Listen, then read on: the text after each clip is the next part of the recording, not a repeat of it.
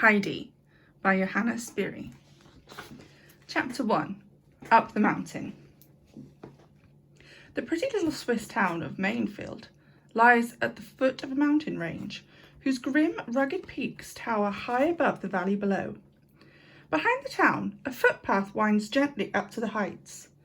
The grass on the lower slopes is poor, but the air is fragrant with the scent of the mountain flowers from the rich pasture land higher up. One sunny June morning, a tall, sturdy woman was climbing up the path. She had a bundle in one hand and held a little girl about 5 years old by the other. The child's sunburnt cheeks were flushed, which was not surprising, for though the sun was hot, she was wrapped up as though it was midwinter. It was difficult to see what she was like, for she was wearing 2 frocks, one on top of the other, and had a large red scarf wound round and round her as well. She looked like some shapeless bundle of clothing trudging uphill on a pair of hobnailed boots. After climbing for about an hour, they came to a little village of Dorfli, halfway up the mountain. This was the woman's old home, and people called her from their houses all the way up the street. She did not say much in reply, but went on her way without stopping until she reached the last house. There, a voice from within hailed her. "Half a minute, Diti," it said. "I'll come with you if you're going any farther." Diti stood still, but the little girl slipped her hand free and sat down on the ground. "Tired, Heidi?" Diti asked her. "No, but I'm very hot," the child replied. "We'll soon be there. Just keep going and see what long strides you can take, and we'll arrive in another hour." At that moment, a plump, pleasant-faced woman came out of the house and joined them. The little girl got up and followed as the 2 grown-ups went ahead, gossiping hard about people who lived in Dorfli, or round about. "Where are you going with the child, Diti?" the village woman asked after a while. "I suppose she's an orphan your sister left?" "That's right," Diti replied. "I'm taking her up to Uncle. She'll have to stay with him now." "What? Stay with Uncle Alp on the mountain? You must be crazy. How can you think of such a thing? But of course, he'll soon send you about your business if you suggest that to him." "Why should he? He's her grandfather, and it's high time he did something for her. I've looked after her up till now, but I don't mind telling you, I'm not going to turn down a good job like the one I've just been offered because of her. Her grandfather must do his duty." "If you were like other people, that might be all right," retorted Barbie. "But you know what he is. What does he know about looking after a child? And such a young one too. She'll never stand the life up here. Where's this job you're after?" "In Germany," said Diti. "A wonderful job with a good family in Frankfurt. Last summer they stayed in the hotel at Regaz, where I've been working as chambermaid. They had rooms on the floor I look after. They wanted to take me back with them then, but I couldn't get away. Now they've come back and have asked me again. This time I'm certainly going." "Well, I'm glad I'm not that poor child," said Barbie, throwing her hands up in dismay.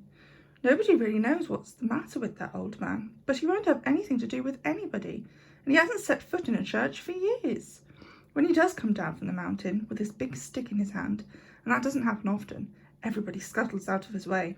They're all scared stiff of him. He looks so wild with those bristling grey eyebrows and that dreadful beard. But he's not the sort of person one would want to meet alone on the mountain." "That as may be, but he's got to look after his grandchild now, and if she comes to any harm, that'll be his fault, not mine." "I wonder what he's got on his conscience to make him live up here all alone, and hardly ever show his face," Barbie wondered. "There are all sorts of rumours, but I expect you know the whole story. Your sister must have told you plenty about him, didn't she?" "Yes, she did, but I'm not telling. If he heard I'd been talking about him, I should catch it all right." But Barbie did not mean to lose this excellent opportunity of getting to know more about the old man. She came from Prattigau, further down the valley, and had only lived in Dorfli a short while, just since her marriage, so she still had to learn about the neighbours. She was very anxious to know why the old man lived up on the mountain like a hermit, and why people were reluctant to talk about him as they did, freely enough, about everyone else. They didn't approve of him, that much was certain, but they seemed afraid to say anything against him. And then, why was he always called Uncle Alp? He couldn't be uncle to everyone in the village, but no one ever called him anything else. Even Barbie used that name too. And here was her friend Diti, who was related to him and had lived all of her life in Dorfleet until a year ago. Then her mother had died, and she had found a good job at a big hotel in Regaz. She had come from there that morning with Heidi, with the help of the lift on the hay cart as far as Mainfield.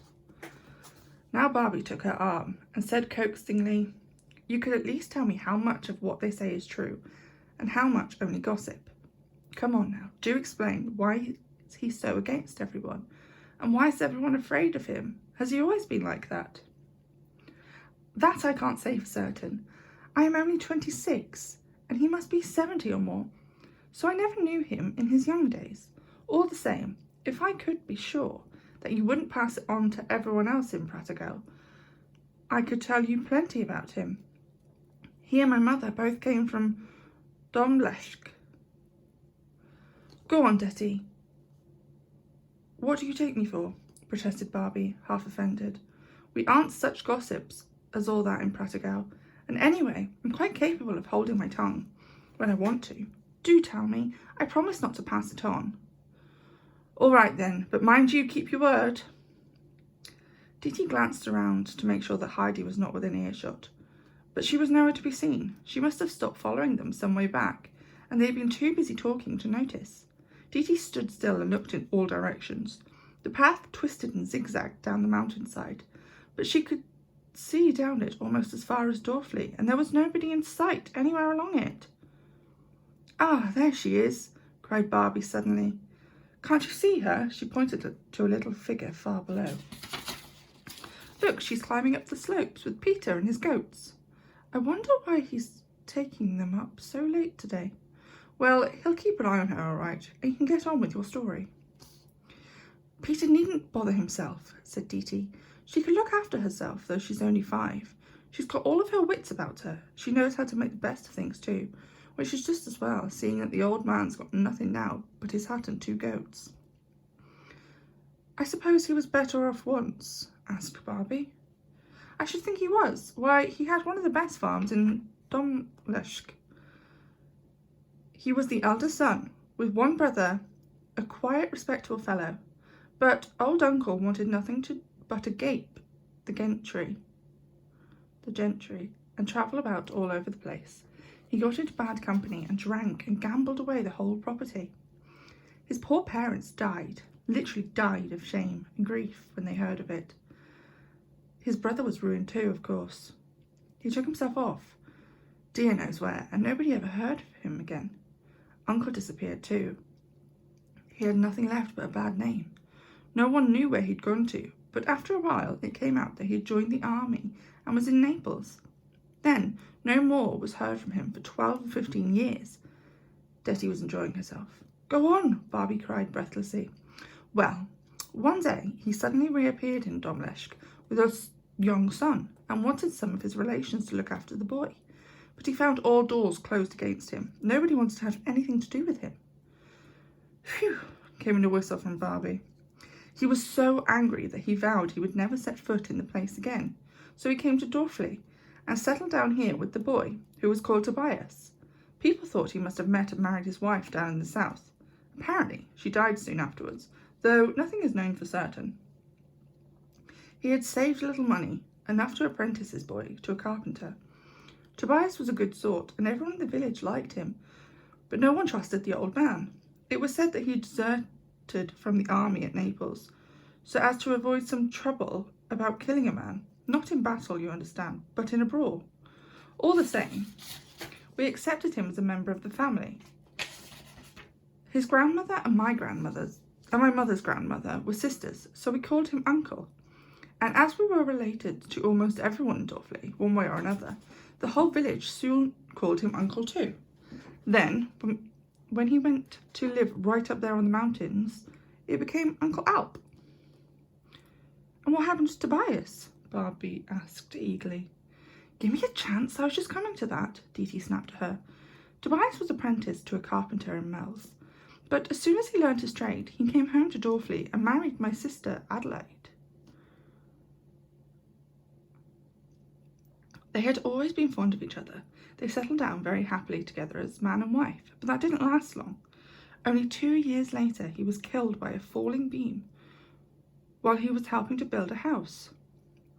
Poor Adelaide got such a shock when she saw him carried home like that she fell ill with fever and never walked again.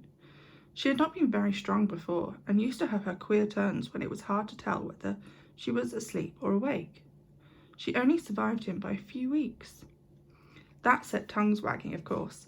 People said that it was Uncle's punishment for his misspent life. They told him so to his face, and the pastor told him he ought to do a penance to clear his conscience.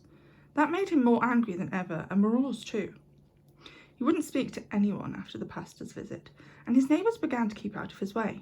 Then one day we heard that he'd gone to live up in the mountains and wasn't coming down anymore. He's actually stayed up there from that day to this, at odds with God and man, as they say. My mother and I took Adelaide's daughter to live with us. She was only about a year old when she was left an orphan. Then, when Mother died last summer, I wanted to get a job in the town, so I took Heidi up to Haffersdorf and asked old Ursula to look after her. I managed to get work in the town right through the winter, as I'm handy with a needle, and there was always someone who wanted something sewing or mending. Then, early this year, that family from Frankfurt came again, the people I waited on last year, and now, as I told you, they want me to go back with them, and they're leaving the day after tomorrow. It's a first-rate job, I can tell you. And you're going to hand that child over to the old man, just like that? I'm surprised you can even think of such a thing, Dee, Barbie told her reproachfully. Well, what else can I do? Demanded Dee angrily. I've done my best for her all these years, but obviously I can't saddle myself with a 5-year-old child on this job. Look, we're halfway up to Uncle's now, she went. Where are you going, Barbie? I want to see Peter's mother. She does spinning for me in the winter. So this is where I leave you. Goodbye, Dee, and good luck. Dee stood watching as Barbie went towards a little brown wooden hut sheltering in a small hollow a few yards from the path. It was so dilapidated that it was a good thing that it got some protection from the full force of the mountain gales. Even so, it must have been wretched to live in. All the doors and windows rattled every time the wind blew, and its rotten old beams cracked and shook. If it had been built in a more exposed position, it would certainly have been blown down into the valley a long time ago. This was Peter's, the goat herd's house. He was 11, and every morning he went down to Dorfley to fetch the goats and drive them up to graze all day in the fragrant mountain meadow above. Then, in the evening, he brought them down again, leaping them over the hillside almost nimbly as they did. He always gave a shrill whistle through his fingers when he reached the village, so the owners could come and collect their animals. It was usually children who answered the call. Not even the youngest was afraid of these gentle goats. During the summer months, this was the only chance Peter had of seeing other boys and girls. For the rest of the time, goats were his only companions. He spent very little time at home with his mother and his old blind grandmother who lived with them. He used to leave the hut very early, after bolting his breakfast of a piece of bread and a mug of milk, and he always stayed as long as possible with the children in Dorfley. So he only got back in time to gobble his supper and tumble straight into bed. His father had been a goat herder before him, but he had been killed several years ago when a tree fell. His mother's name was Bridget, and she was seldom called anything but the goat herd's mother, and his grandmother was just Granny to everyone, old and young alike. For several minutes after Barbie had left her, Dee looked anxiously about for the 2 children with the goats, but there was no sign of them. She climbed a little farther up the path to get a better view, and then stopped to look again. She was getting very impatient. The children had strayed far away from the path, for Peter always went his own way up the mountain. What mattered was where his goats would find the best bushes and scrubs to nibble. At first, Heidi had scrambled up after him, puffing and panting, for her load of clothes made climbing hot work. She did not complain, but she looked enviously at Peter, running about so freely on bare feet, in comfortable trousers, and at the goats who nimble little legs carry them so lightly up the steep slopes and over bushes and stones. Then, suddenly, she sat down and pulled off her boots and stockings. She unwound the thick red scarf and quickly unbuttoned her best dress, which Didi had made her wear on top of her everyday one to save carrying it.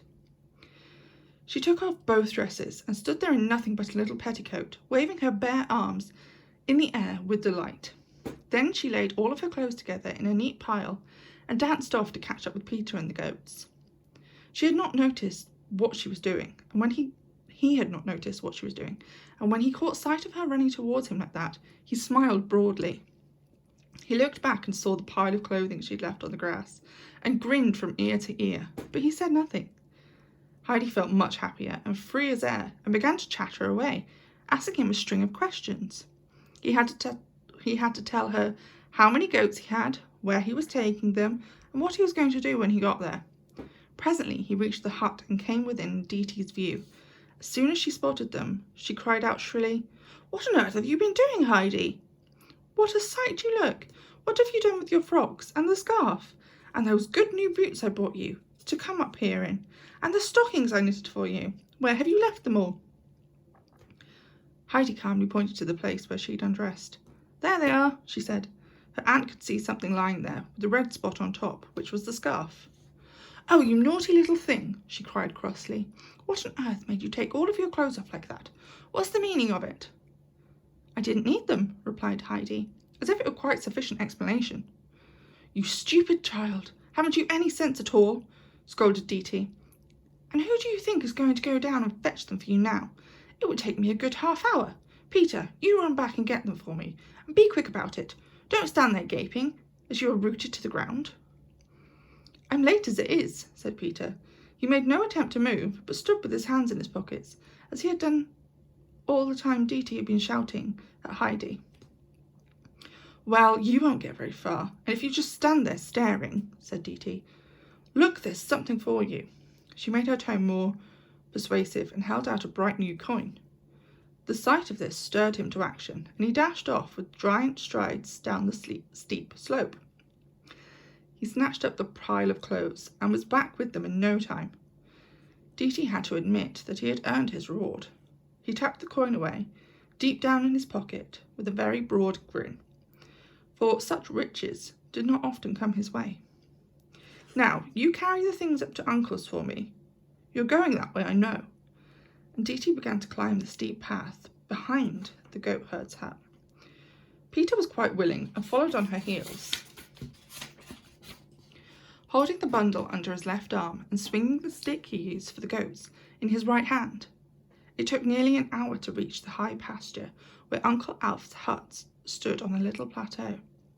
The little house was exposed to every wind that blew, but it also caught all the sunlight and commanded a glorious view right down the valley. 3 old fir trees with huge branches stood behind it. Beyond them, the ground rose steeply to the top of the mountain. There was a rich grazing land immediately above the hut, but then came a mass of tangled undergrowth, leading to bare and rugged peaks. Uncle Alf had made a wooden seat and fixed it to the side of the hut, looking over the valley. Here he was sitting peacefully, with his pipe in his mouth and his hand on his knees, as the little party approached. Peter and Heidi ran ahead of Diti for the last part of the way, and Heidi was actually the first to reach the old man. She went straight up to him and held out her hand. "Hello, grandfather," she said. "Hey, what's that?" he exclaimed gruffly, staring searchingly at her as he took her hand. She stared back, fascinated with the strange-looking old man, with his long beard and bushy grey eyebrows. Meanwhile, Diti came towards them, while Peter stood watching to see what would happen. "Good morning, Uncle," said Diti. "I've brought you Tobias's daughter. I don't suppose you recognise her, as you haven't seen her since she was a year old." "Why have you brought her here?" he demanded roughly. "And be off with you and your goats," he added to Peter. "You're late. Don't forget mine." The old man gave him such a look that Peter disappeared at once. She's come to stay with you, Uncle, Dee told him, coming straight to the point. I've done all I can for her these 4 years. Now it's your turn. My turn, is it? Snapped the old man, glaring at her. And when she starts to cry and fret for you, as she's sure to do, what am I supposed to do then? That's your affair, retorted Dee. Nobody told me how to set about it when she was left on my hands. A baby, barely a year old. Goodness knows I've had enough to do already, looking after mother and myself. But now I've got to go away to a job. You're the child's nearest relative. If you can't have her here, do what you like with her, but you'll have to answer for it if she comes to any harm. And I shouldn't think you'd want anything more on your conscience. Dee was really far from easy in her mind about what she was doing, which was why she spoke so disagreeably, and she had already said more than she meant to. The old man got up at her last words. She was quite frightened by the way he looked at her, and took a few steps backwards. Go back where you came from, and don't come here in a hurry, he said angrily, raising his arms. Dee didn't wait to be told twice. Goodbye, then, she said quickly. Goodbye, Heidi, and she ran off down the mountain, not stopping till she came to Dorfley. Here, even more people called out to her than before, wanting to know what she had done with the child whom they all knew. Where's Heidi? What have you done with Heidi? They cried from their doorways and windows. Dee replied, more reluctantly each time. She's up at Uncle Alps. Yes, that's what I said. She's with Uncle Alp. It made her uneasy to hear the woman call back to her from all sides. How could you do that, Dee? Poor little mite. Fancy leaving that helpless little creature up there with that man. Dee was thankful when she was out of earshot. She did not want to think about what she had done, for when her mother was dying, she had made Dee promise to look after the child. She comforted herself with the thought that she would be better able to do it if she took this job where she could go earn some money and hurried away as fast as she could from those people who would try and make her change her mind.